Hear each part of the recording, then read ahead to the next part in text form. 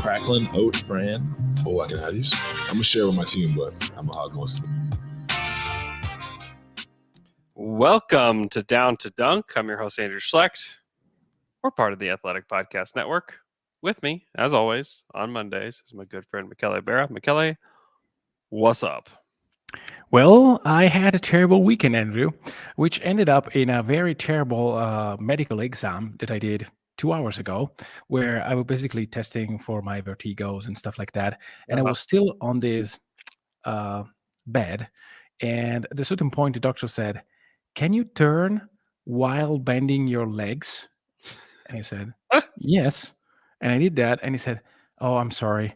I used to have like much older people than you testing for these." So, hey, it made my Monday awesome. I am apparently an 85 years old guy. I can relate on just feeling terrible. I was sick last week, had to hand the fry pod over to the other guys, which was sensational, really funny, really ridiculous. I was listening the whole time because I had to keep the stream going. I'm like dying on the couch listening, dying of laughter, and just like literally just felt like I was dying. All good today, back and ready to go. And somebody that's not back and ready to go is Shai Gilgeous-Alexander, who on a drive to the basket against the Pacers stepped on Justin Holiday's foot. I guess Justin was like trying to tag in, and then Shai stepped on his foot, rolled his ankle, and he is set to be reevaluated after the All-Star break, which like the ankle sprain looked bad, you know. It's not like it was like a small tweak or anything. Like it looks bad, but this is, you know, the Thunder being cautious with their best player, making sure that he's 110% before he touches the court again. And if you take a look at the schedule, you know, it's kind of an important stretch. That Indiana game was actually quite important to lose because it counts as 2 for the Thunder. And then they've got Portland twice in the next week. They've got Portland tonight in Oklahoma City. Then they go on the road for 3 games where they play in Dallas Wednesday. Friday, they play against Portland in Portland. And then Saturday, second night of a back-to-back, they have the Sacramento Kings. And it's pretty important to lose those games. Without Shai, the Thunder have been not good. Yep. And they will tonight. This is interesting. So, Jeremiah Robinson-Earl was called up or called down, definitely called down, not up, down to the Blue to play. He probably is just now finishing a game with the Oklahoma City Blue in downtown Oklahoma City. I don't know if he'll be called back up from being down to the Thunder tonight. I don't know if he'll play tonight. I don't have any idea. Roby was called up from the Blue to the Thunder this morning. He's hurt. Has an ankle injury. He will not play. He's inactive. I don't quite understand the calling up of inactive players, but that's okay. Whatever. Doesn't really matter. And then Favors is available to play tonight in OKC, which without JRE and Roby, I mean, Diakite was just given another 10 days, so he will play, and then maybe Favors starts. Who knows? But I'll tell you, all the little levers are being pulled right now. The tank is on, and you know it comes at a pretty crucial time in the schedule because the Thunder. It's funny, the Thunder play their division rival, the Portland Trailblazers, 4 more times the rest of the season. And the Blazers could get in the tank race in the next couple of weeks. Like it's possible for them to at least get the mix there. And if they beat the Thunder twice, that will go a long way in keeping them out of the tank race. Yeah, it's very confusing. It seemed like a couple of weeks ago or even a month ago, and I remember Alex bringing this up many times. Hey, Portland is there.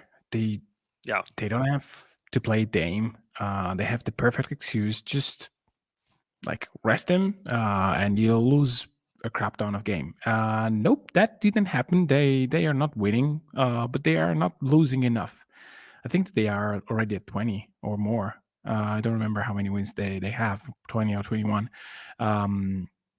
So that they are, there is a big cushion between them 21. and OKC. Yeah, 21. huge cushion now. Yeah. Yeah, exactly. But if you win 2 of them, then it starts to be a little bit less. By the way, JRE, 26 minutes, 8 out of 12 from the field, 3 out of 6 from 3, 8 rebounds, 21 points. Great. Hey, Great game. That's awesome, because that's what an NBA player does when they go to the G League, is that they look better and they play well. Why do you have to go there? It's time. not necessary. Michele, it's time to discuss time. Poku. It's time. The time has come. Have you peeped Poku's G League stats? Yes, I did. So, not including today, which I don't have the box. Do you have the box score up for today? Yes, 4 out of 10, 0 out of 4 from 3, 1 out of 2 from the 3-point line, plus 22, 8 rebounds, 6 assists, 2 steals, 3 turnovers, 1 block. Not terrible. That's about the best that it's been. Yeah, I know. Previous 4 games, 6 points, 6 boards, 4 assists, 3 turnovers. Doesn't close the game for the Thunder. He doesn't close games for the Blue, by the way. I know. 4 points, 5 boards, 2 assists, 3 turnovers. 6 points, 7 rebounds, 3 assists, 4 turnovers. 9 points, 2 rebounds, 0 assists, 4 turnovers. Those are his last 4 games. Mm-hmm. I am beginning to sound a miniature alarm bell about Poku and his NBA. Oh, no, the alarm bell is on. Not sure how big it is. That's a little one right now. He's still extremely young. Yeah. It's Do not you want like to be optimistic or not feel as sad? Sekou Doumbouya, 17 minutes, 0 out of 5 from the field, no threes. He attempted 3, minus 18, 3 rebounds, 3 fouls, 2 turnovers, 0 points. Yeah, that's bad. and another case of a guy taken that was just like, hey, really young. He's got physical tools. He's got actual tools, like both of them do. And it hasn't quite worked out for them. Yeah. So the fact that Poku can't get it going in the G League is concerning, because players, and we'll talk about another Poku stat later in a little game I want to play. But you have to be able to score the basketball at least some level of efficiency to stay in the NBA. Yes. If you don't, those guys either they don't play or they're just not in the league anymore. So it is time for Poku to get it in gear, because the truth is the Thunder have a ton of picks coming their way in this next draft. Could have as many as 4 players coming onto the roster. In which case, there's room. There's room, baby. If you're worried about the Thunder not having room on this roster, there's room. And they're going to have to find ways to create roster space in some ways over the course of the next 2 years. And if Poku plays like this in the G League, he will be one of the players that they will find either another home for or something, because so far it just hasn't worked out. And one thing we need to keep perspective on is that I feel like as a fan base, like he's such a fun player to think about, because he's so he can do so many things. He's tall, he can handle, he can shoot, he can do all these things, all theoretically. But we need to keep in mind, like, this is the 17th pick in the draft. He wasn't the 7th pick in the draft. And for the most part, if you're pick 17th, the odds of you becoming a starting level player are not probably great. 5% or less. Yeah, and that's where I think the way in which OKC, or the way in which Poku wants to play, it's not conducive to him being a functional NBA player as of today. Yeah. We were discussing the fact that Poku was finding a rhythm and being consistent Not too good, not too bad, doing the right plays. I think that it's weird, but boxing in Poku a little bit right now may do him good in the future. Like there are many players. Think about we always make the same example, but think about Jeremy Grant. Grant was a player. Even Joe Ingles. Take Joe Ingles. Ingles was a player that in Europe wanted to do everything with the basketball, and in Utah, he's a shooter, sometimes a pick and roll player, and a ball mover, and plays defense. That's it. This was not Joe Ingles. The first versions of Ingles in the NBA did not work because of that. He was trying to do too much, and he could do it in Europe, not in the league. And then he changed. He focused on different things. So maybe this is just Pokuševski not being able to physically withstand the toll that the league asks, and wanting to do stuff that he's not great at, more than, hey, I'm doing this. And I love the question that you asked to Mark about Lou Dort, because this is very good NBA thinking and basketball thinking in general. Yeah. The fact that you don't want to take away like the aggressive nature of these players, because you risk to have them too passive. And I think that one of the reasons why Pokuševski was reassigned to the G League is to find a little bit of that aggressiveness back, because he was playing passive. But on the other hand, there is a tiny balance where you're aggressive on the things that you know you are good at, and you pass away the things that you are not good at. And this is not being passive. This is being mindful. And probably, and then I'll shut up because I'm mumbling from too long. Bazley against Indiana, he was perfect. Yeah, he's good. Not good, perfect for us all. He made zero mistakes, and he was very, very helpful on the court. I know that zero mistakes is not correct. No. Close to zero mistakes. He missed a few things, but those were good choices. You're talking about defensively? No, in general. The last play of the game was a mistake. Yes, you should have dunked that. Yeah. Okay, one mistake. Okay, that's the one. Okay, I'm just making sure we're on the same page. No. Yeah. That was a mistake. But you see, yes, he made one mistake in the good direction, though, because basically, I want him to make that mistake. I could not believe it, Michele, watching that live, that the ball didn't go in the basket. It was 4-on-1. He should have just dunked it. Okay, fine. You shuffle it off to somebody else. Mike Muscala missed the go-ahead shot to win the game. Unbelievable. That was I shouldn't get so excited for a miss like that, but I will tell you that I did, because it did look like the Thunder were going to go on to win that game after Lou hit those 2 threes in overtime. I thought, oh boy. Yeah. The overtime that we all deserved. But anyway, say that man makes the basket. Then it's, hey, Bazley gave out the ball. He made the right pass. Sure. I still don't think it's the right pass. No. It was too tight of a window. But apart from that, he played great, and he played within himself, within the things that makes him a good basketball player. Sure. Like leaving away the things that don't make him a good basketball player. So with Pokuševski, I think that it's too early to say, because he's not able to find that balance yet. Yeah. And I think that he's much younger than other prospects, and so he can still work.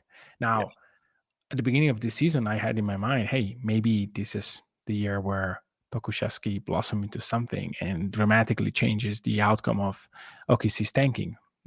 Probably that is not going to happen. It's not going to happen. He can't blossom and change the outlook of the Oklahoma City Blue right now. Yep. He's not going to come back to the Thunder and dramatically change anything, except for maybe the tanking odds and them losing games. Hey, have you checked the OKC defensive rating since Poku was assigned to the G League? You think it's all Poku? No, absolutely not. But sometimes, I don't love Poku. Like, do we listen, really have to discuss causality with numbers? I mean, can we just say, hey, Poku went to the G League, therefore OKC has a bad defensive rating now? hey, I like Poku. I want it to work. I want it. Yeah. I want superstar Poku to be a thing. Like, I think everybody does. But at some point, we just have to talk about it. You know, we just have to talk about what's really happening in front of our eyes, and it's not been great. So we'll leave it at that. Let's talk about what this team will look like, over the next couple of weeks without Shai. Shai is carrying a bulk of the load offensively for this team, and with the worst offensive team in the NBA. Shai is carrying it, and now he's not there. Where does the usage go? And I think a lot of people hope that it will go in the hands of Josh Giddey, who has played like he's almost averaged a triple double when Shai's been out. The few games that he was earlier this season when Josh played, and like I think it bodes well for Josh's stats. I think that he'll get some of the load. I think that a lot of people, including both people on this podcast, hope that Trey Mann will up his usage over the next couple weeks. And then obviously Lou Dort is going to be like the one to carry a lot of this. I mean, Shai almost has a 30% usage rate. And then next you have Lou at 22, you have Josh at 21, Bazley at 17, and then all the way down. Trey Mann's usage is 19.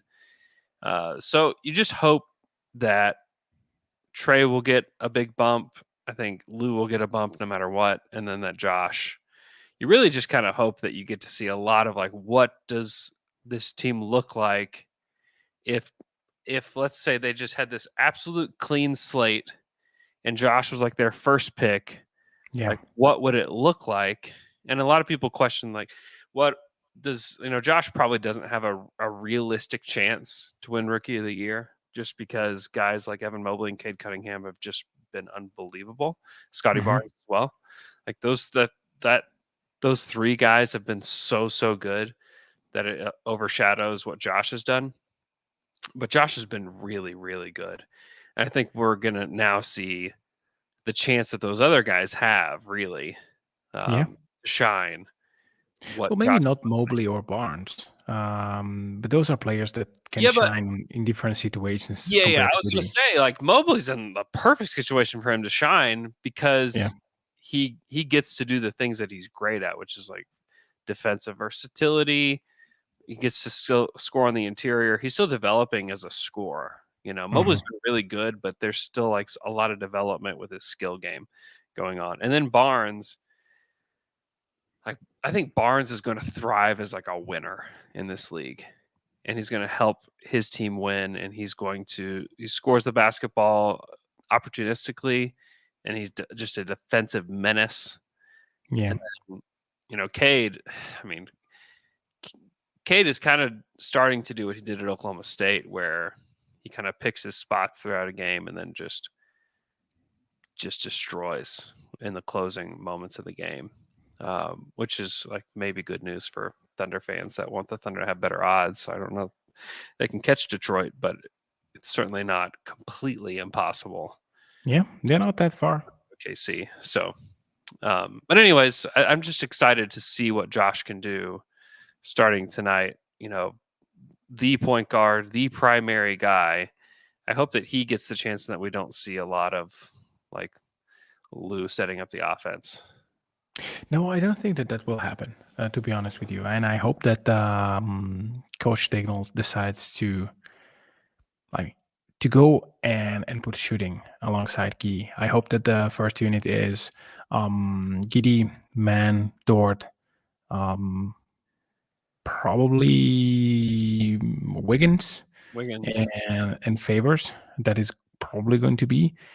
I just hope that for some wild reason Dagnall decides to go as the first sub off the bench Bazley and see this lineup, which is, I don't know, crazy high energy, and then you put Kenrich in, and you play this Hey, like start position him. that. Start Baze.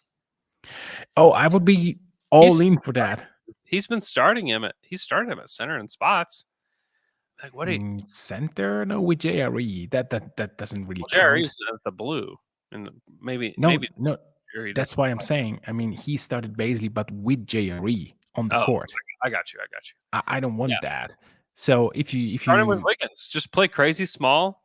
Just I would love that. Up the pace a little bit, because the Thunder are at like 17th. They've been hovering like 15th, 16th, 17th in pace all season. They're just like kind of just this average pace team. Like let's up it. Let's get as many possessions as you can out there. Let's see what Josh can do, just kind of freestyling, throwing the ball around to these guys who are gonna brick a lot of shots, but like but give Trey Man 9 threes. This should be a goal. Like give 9 to 10 threes to Trey Man. I mean, yes. That I want to see that. Yes, yeah, I'd love for them to create opportunities for Trey like that, and for them to create just like this big opportunity for Josh to showcase what he can do. Because I do think that there's a chance that we look up after these last 2 weeks and we see that Josh is averaging, 15 points, 10 boards, 8.5 assists per game. People are like, whoa. You guys see what this guy's doing in OKC? Like that's quite impressive. Let's take a quick break, and then I want to play a game that involves some of these numbers. So we'll be right back.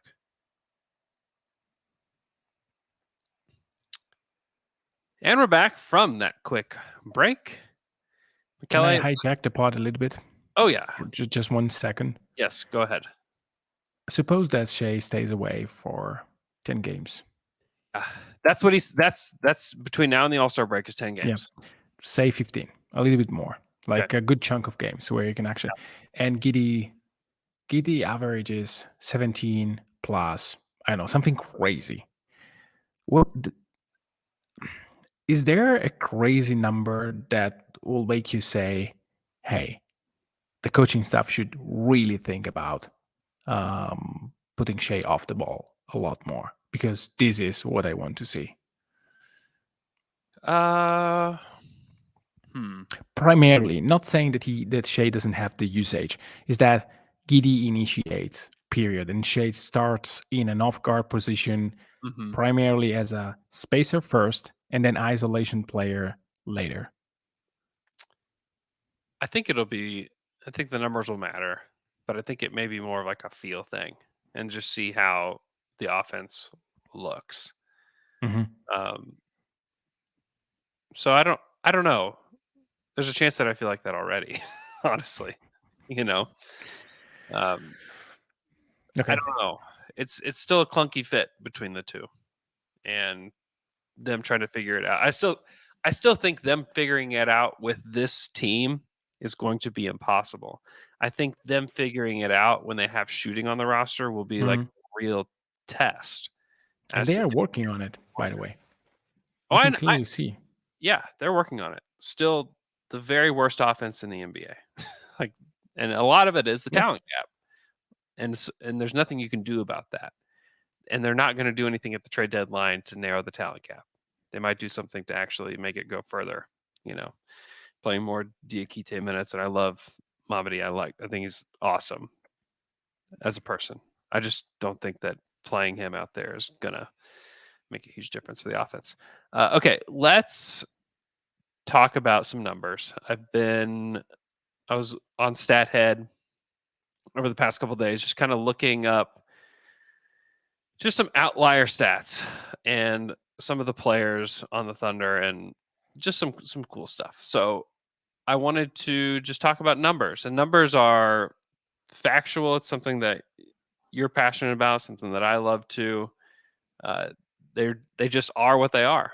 But I want to talk about how these numbers make you feel. Okay. So you got to give me something, give me a feeling that you've got when you hear these stats. So right now, Josh Giddey is currently on pace to eclipse 500 assists and 600 rebounds for his rookie season. The only two players to ever do that in NBA history, Oscar Robertson and Ben Simmons. How? does this make you feel, McKelly? I was thinking about that yesterday when I was scrolling to your tweets or early this morning. I don't remember. It makes me feel great, to be honest with you, because I mean, Ben Simmons is an All NBA guy, and Robertson is Robertson. So, I mean, how can you? I mean, even if like Giddey has the same career path of Ben Simmons, and in 6 years is not playing in OKC because he wants to go somewhere else, which is like a terrible ending. Yeah. I would love that. I mean, it means that you had an All NBA season for a guy that was picked number 6. This is remarkably rare. Remarkably rare. So let's take it even. Let's keep taking this further, because like the more I dug into these stats, the more I became convinced that like Giddey actually could be a star. Like he actually could. Giddey has a chance to eclipse 1,000 points, and I think that this stretch will actually push him toward that. He's going to get more shots. He's going to have more chance. If he gets over 1,000 points and over 500 assists, only 21 rookies in the history of the NBA have done that, according to StatHead. Chris Paul, Ben Simmons, Damian Lillard, Derrick Rose, Trae Young, John Wall. Those are the active players that did that their rookie seasons. Like that's the list of guys that have done that. I don't see an outlier player there. There's like Joe Ingles isn't on that list. Like everybody wants to find the comp. Everybody says it's Joe Ingles or it's Kyle Anderson or it's guys like that. Like no. Like you have missed it. If you think that just because he's tall and a little bit slower, that he's one of those guys, like you have completely missed the mark. And I'm not saying that he's going to necessarily be on the level of these guys, but I can tell you it's only this level of guy that have done what he's doing. Yeah, and allow me to use one of the comments, not to blast James Anderson, who says, even with these stats, he needs to be able to shoot. I don't think so. Like, he can be an all-star without a shot. Like, he can be, he's better as a passer than a guy like Draymond Green. He's not as good as a defender. He's much, much better in playing in space in general. I mean, he can be an all-star with only the skills that he has right now. I would put this in a different way. Like if Giddey finds a way to be a league average shooter, he will be a star, period. I have no doubts in my mind. Like he is so gifted as a passer, and he's not bad at defense. He's not great, but he's not bad at defense. He has size. He knows how to play. He is already a very good finisher, especially when he plays in space. If you put the right team around him, he can be an all-star even without the shot. But if he is able to take pull-ups, I don't think that. But if he's able to be 35% on above the break on top of the key trees and corner trees, that is all he needs to be amazing. So yeah, I agree. I mean that list. I mean that list tells you something. Now, it can be that no player of Giddey's talent with this passing acumen was able to have as many possessions as he has. But he plays with two very high usage guys. This is something that really makes his number pop, because Lou Dort is at 22, 23, you said, percent usage. Shai is at 30. Usage, third. Yeah, so it's not that he has all the possessions in the world to do that. Yeah, this is Michael Carter Williams doing it for the Sixers, which MCW is like close to making this list, but didn't make it, so we just don't even include him. But MCW like literally had everything. They just said, just take it all, take all the stats, and that's not necessarily the case with what's happening here with Josh. And I'm talking about a long history of the NBA.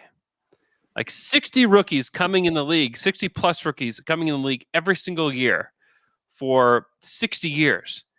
And it's been done 21 times. Like this is where we have to really stop and think a little bit. Yep. And we want to talk about the shooting and stuff. Like he's doesn't even have the worst effective field goal percentage of the guys on this list. Yeah, because he's a very good finisher. So I think that there's real opportunity for him to be a star. And then right now, only 7 players this season have at least 250 assists and 300 rebounds. And the list is Jokic, Harden, DeJounte Murray, LaMelo, Luka, Russell Westbrook, and Josh Giddey. That's it. Yeah. Those are the only players that have done that. And all those other guys have the scoring piece that Josh doesn't have yet. Josh is 19. And it's not like he's inept at scoring. No. He's not. No, he's not. I mean, this is not, early Ricky Rubio. This is not. I mean, I think that there's something there with him. And I don't know. No one else has put up these numbers and been unsuccessful, or a guy that hasn't like at least approached making all-star games and stuff like that. It's the stuff he's doing is remarkable, and it should be recognized as so. I just kind of opened my eyes up a little bit just comparing what he's done to other guys, and it's just it really is like something that Thunder fans should be excited about. Yeah, and it makes you wonder how great he could be with a team that is tailor-made for him. Like, think about Jokic and put no shooting around him. Yeah. That makes his game still beautiful, still amazing, but less effective. And so this is probably the worst spacing with which Giddey will play, or at least these 2 years, this one and the next, will probably be the worst in terms of spacing, because like they have to put shooting around those guys. They just have to. And there will be there's shooting available. I've been watching a lot more college. I've just been on Synergy a lot lately and watching some guys. And there's some players in this draft that you could slide in to the Thunder starting lineup that would change things pretty dramatically. Yeah. In the way that they play. So I would feel very encouraged that the Thunder have gotten a guy that is able to do this. Okay, next stat. Those are my Giddey stats. Those should make us all feel very giddy about Giddey. It's just it kind of blows my mind when I kept running those filters and seeing like, oh, it's 7 guys. Oh, it's 21 guys, in the past 60 years, whatever. It's like, this is insane. Okay. Only 6 players have taken at least 275 free throws this season. Here's the list: Giannis, Embiid, DeMar DeRozan, Trae Young, James Harden, Shai Gilgeous-Alexander. Yep. Now, we've always talked about how like the missing piece with Shai in the past had been the free throw line.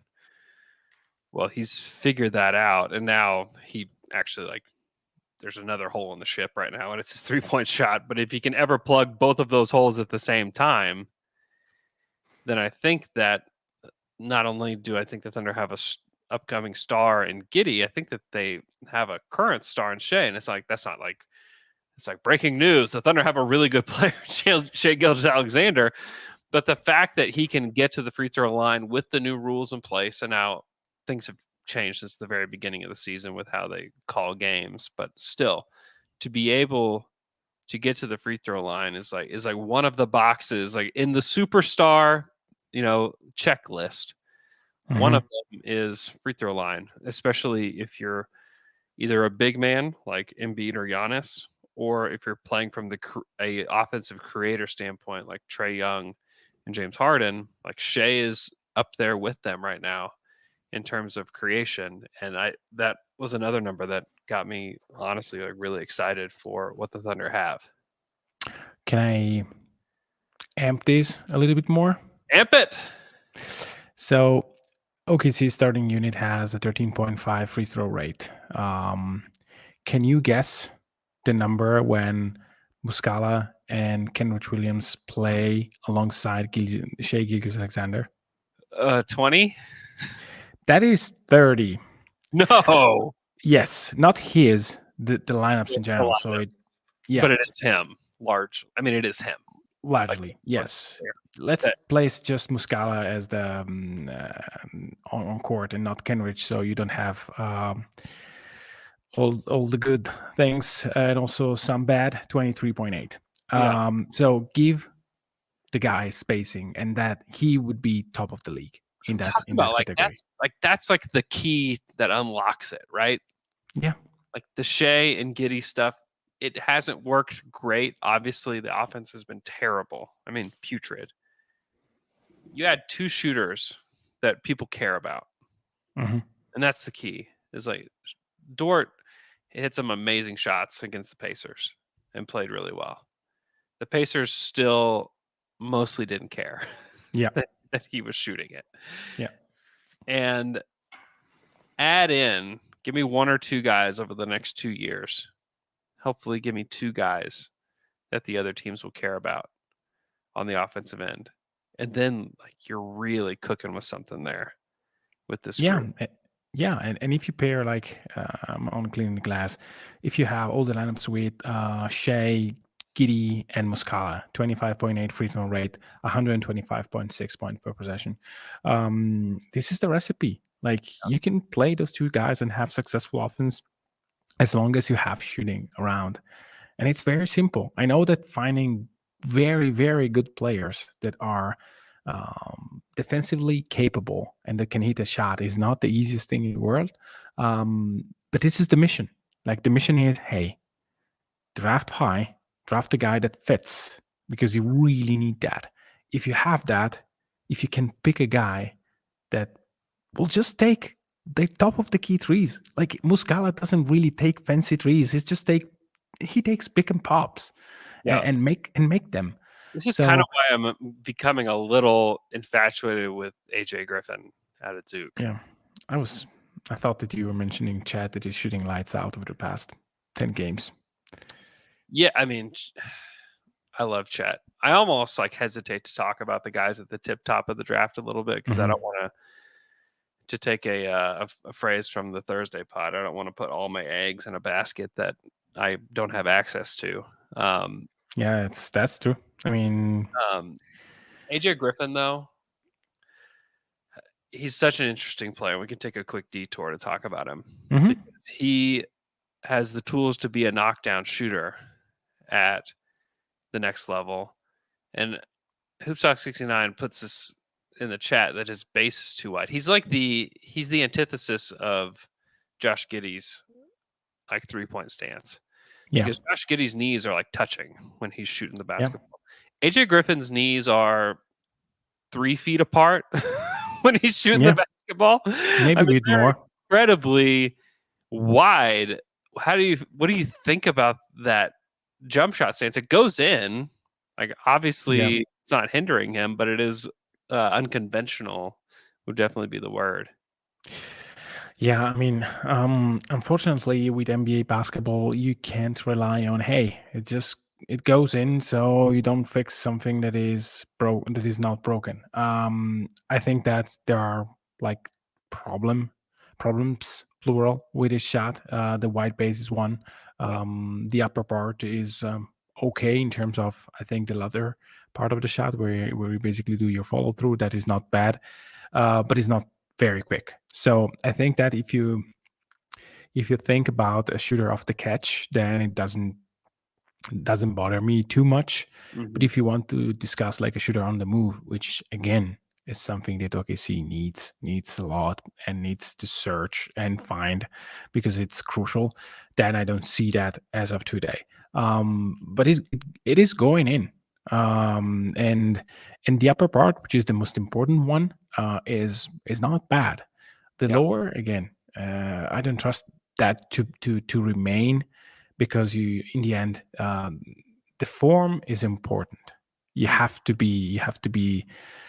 It's not essential, but it's important, and I don't think there is a need for him to have such a large base. And so I think that they can work to reduce it. a little bit. Maybe not like changing entirely. There are players that likes to have the legs a little bit more spread than others. It's not really problematic. It's just, I mean, to me, it can lead to constraints in terms of which kind of shots you can take and which one you cannot. Yeah. Jump shots in the half court for AJ Griffin, 1.35 points per possession this season. Yeah, it's going in at a very high rate. The number.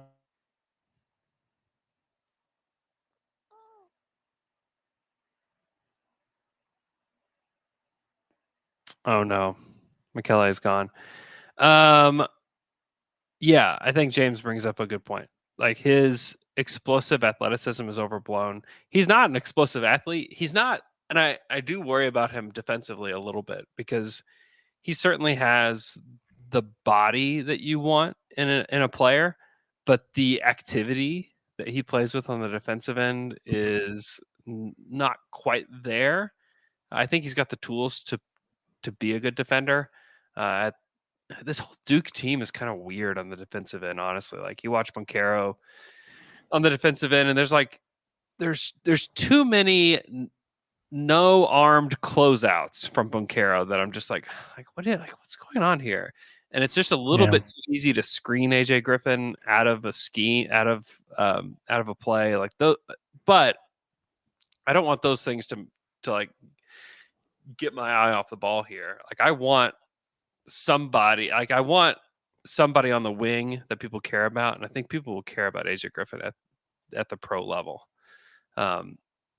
Whether he cleans up his stance or not, I think that it might just be a weird thing that he does because he's hitting deep threes too. Yeah, the deep is not the issue. The point is when you reach the NBA level, the closeouts are much faster than the NBA level. I remember the shot is crazy slow. No, it's not crazy slow, but you have to when like if you look at Curry, I know that I'm taking the best of the best as an example, but he is perfect. The form is perfect. The amount of time that he spends with his feet on the ground is limited, very limited, and this allows him to take any shot. Now, even Dort is slow for NBA standards. He cannot take every single three, and if you look at the threes that he takes with space and not with less space, it affects the percentage so much. This is what I have in my mind when I say it basically limits, it constrains the amount of threes that you can successfully take. Like if you're a tad slow and that kind of wide base and even the upper part, like the closeout will be there much faster than the college level. Trey Mann is still adjusting to that right now. He admittedly was like almost scared. I don't want to say that word. I'll say it, but almost that to shoot it when he first started playing in the NBA. Because of the closeouts, and even in practice, they were talking about how. I mean, I can clearly see in my head Bazley swatting Trey Mann a couple of times. He's doing it with good guys. So that to me is the part where there are shooters at college level. You can see immediately, hey, that guy will shoot it. I have no doubts. No matter who is defending him, no matter like he's going to. Because the timing is off or is different, or because they are very quick. With AJ Griffin, it is going in, which is very good. If it keeps going in like this, I think that he will be able to clean it up. Because in the end, if you are a great shooter and you have a defect in your motion, you are more likely to clean it up than not. Yeah. I mean, I hope that they have the opportunity to take Chet in this draft. However, like there's some guys in this draft that I think can help. Chet is taking pull-ups. Chet is unbelievable, man. Like I do believe he should be the number one pick. Like I have yet to do my deep dive, but the more I've watched him, he's pretty fluid, and his shot blocking and activity and the ferocity and the shot making, I would have a really hard time not taking him. number one. Jabari is really interesting and would be perfect for this team in a lot of ways. There's some very interesting players for when we talk about fit, specifically for Oklahoma City. There are some interesting guys in this draft. Okay, let's go back to the stats game. Before we do that, let's take a quick break and then we'll finish up.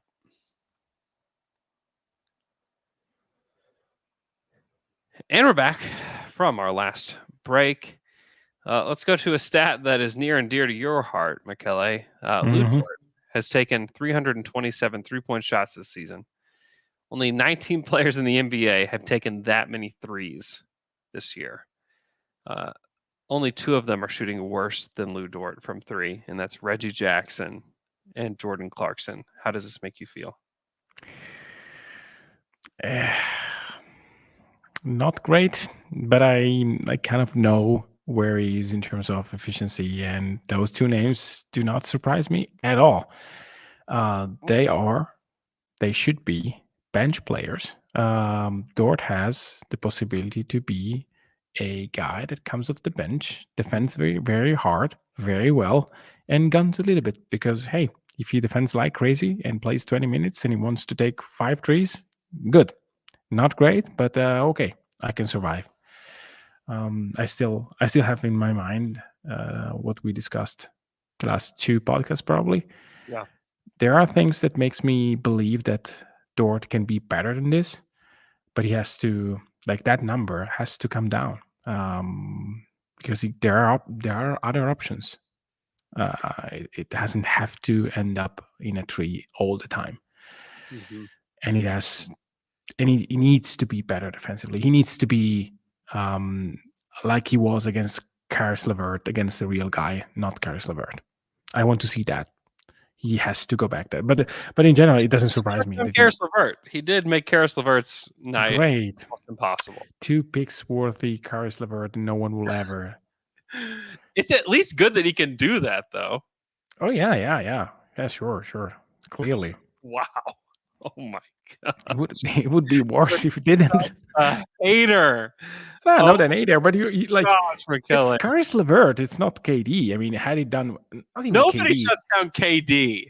I know. The only person that shuts down KD is it would be better Green on his Anthony Edwards.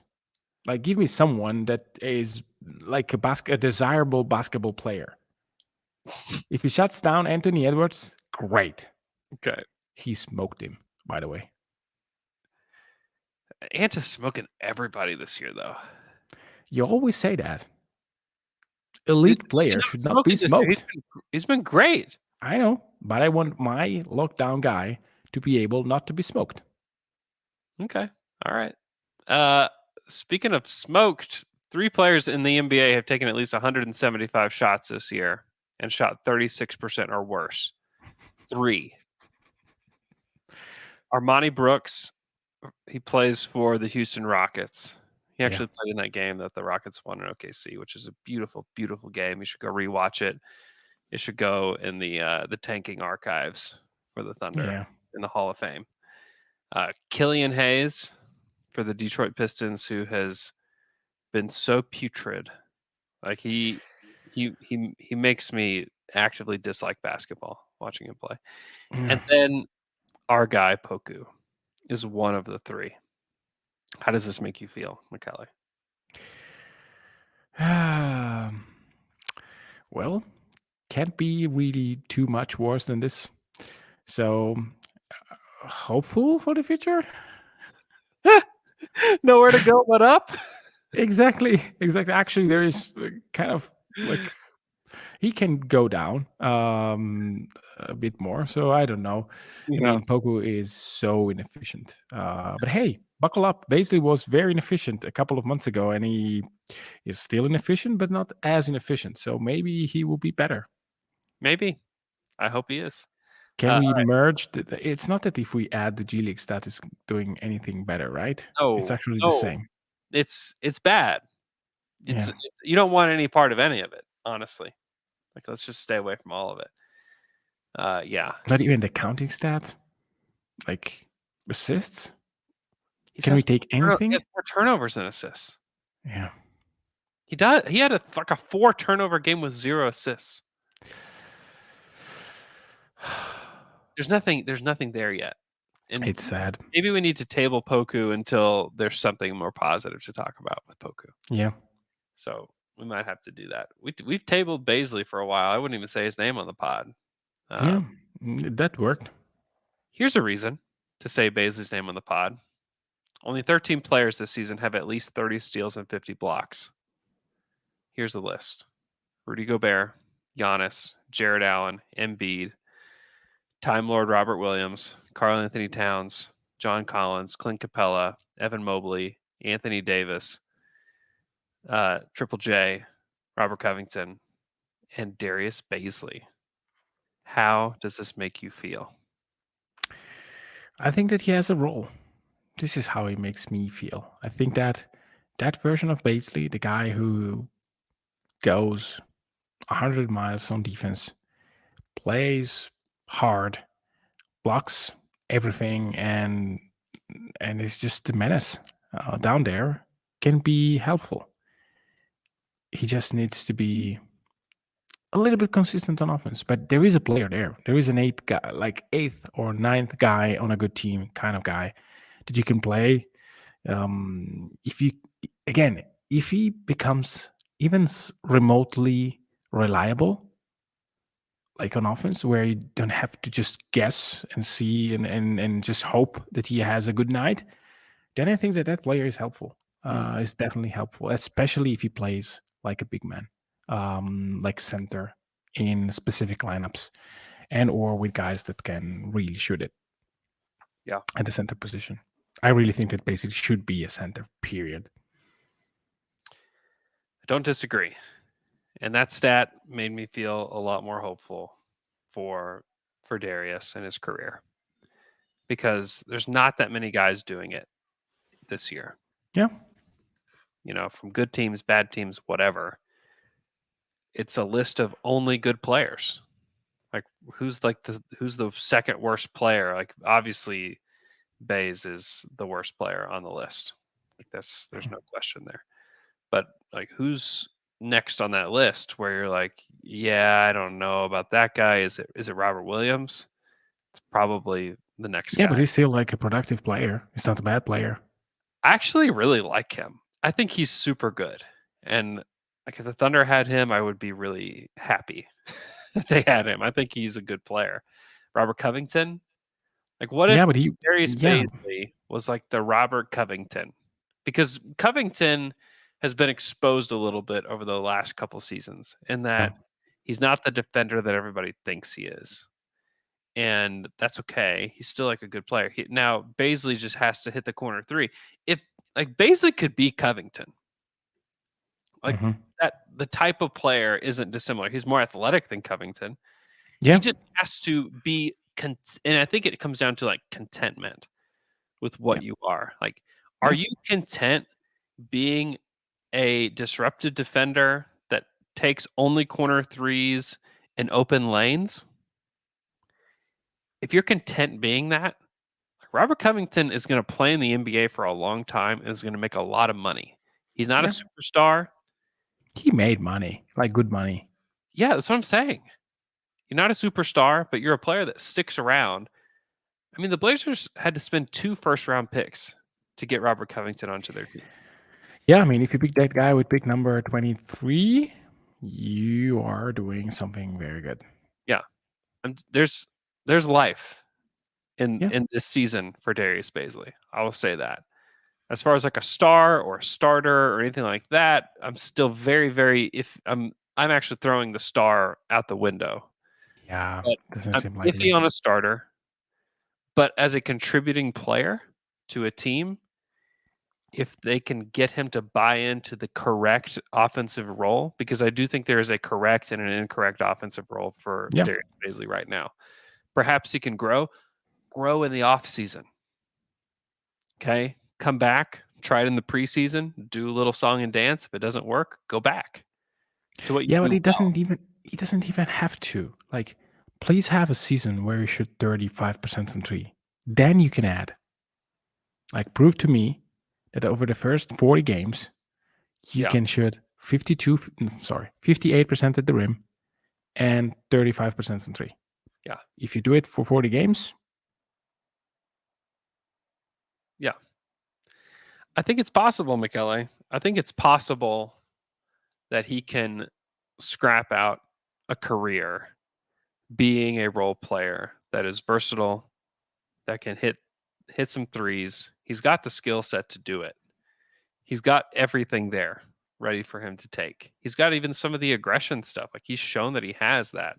Some of the stuff. And I know, like, Poku's such a weird one because, like, he is confident, but, like, the aggressiveness isn't there. You know, Bazley doesn't necessarily shy away from contact. And one thing that Bazley is really good at, and I need to run some filters on this, but I got to let you go, is he doesn't foul a ton. No, he doesn't, and this is remarkable because, I mean, on the one hand, I think that his one-on-one defense when he is at contact with the defender is not great. It is clearly a point where he has to improve. I'm thinking about post defense. He's not a guy that will really put the body onto another guy, but he is good at defending in space. He knows how to play the passing lanes. I think that this is another step that he has to do as a defender. Like, put your body onto someone, not be like, don't yield when a guy pushes you. Like, be stronger there, because I think that he can be stronger than what he is right now. I think that one thing that they surely will work on him now that he is a little bit better in terms of muscles, that he will work on core strength. And like, those things happen in the NBA. You start by working on something in terms of your physical development, and next year you move on to something else. And I think that core strength is something that Bazley has to work on. And if he becomes like a okay post-up defender, he will probably foul a little bit more because he will be at contact with the offensive players a little bit more. But he will do a lot for him, and for the fact that if he's able to play the post defensively, then he's able to play the center full time. Yeah, there currently isn't a player in the league that has 50 blocks and less than 50 fouls. There's not another player. Like, you look at some of these other guys' numbers, like Evan Mobley has 71 blocks and 85 fouls. Yeah. Jaren Jackson has 118 blocks and 175 fouls. Hassan Whiteside has 55 blocks and 118 fouls. He doesn't get over jumpy. Bazley doesn't. He's not the guy that will just search for blocks. He's good at finding blocks, blocks. He's not the guy that will just get out of position in order to chase a block. Yeah. And this is probably why. I mean, I can see clearly in my head JJJ like running for blocks, or like getting out of position for blocks. That will lead you to spend a ton of fouls. The player that's closest is Anthony Davis, who has 64 blocks and 75 fouls. There's nobody else that's close. And Bazley's is in the negative, where he's got less fouls than blocks. Yeah. I'm going to go down another rabbit trail. I got to let you go. All right. Thank you so much for listening to our podcast. It's great to be back. Thank you so much for listening and for joining us live on the stream. Hope you guys have a great rest of your day, and we'll talk to you guys again on Wednesday.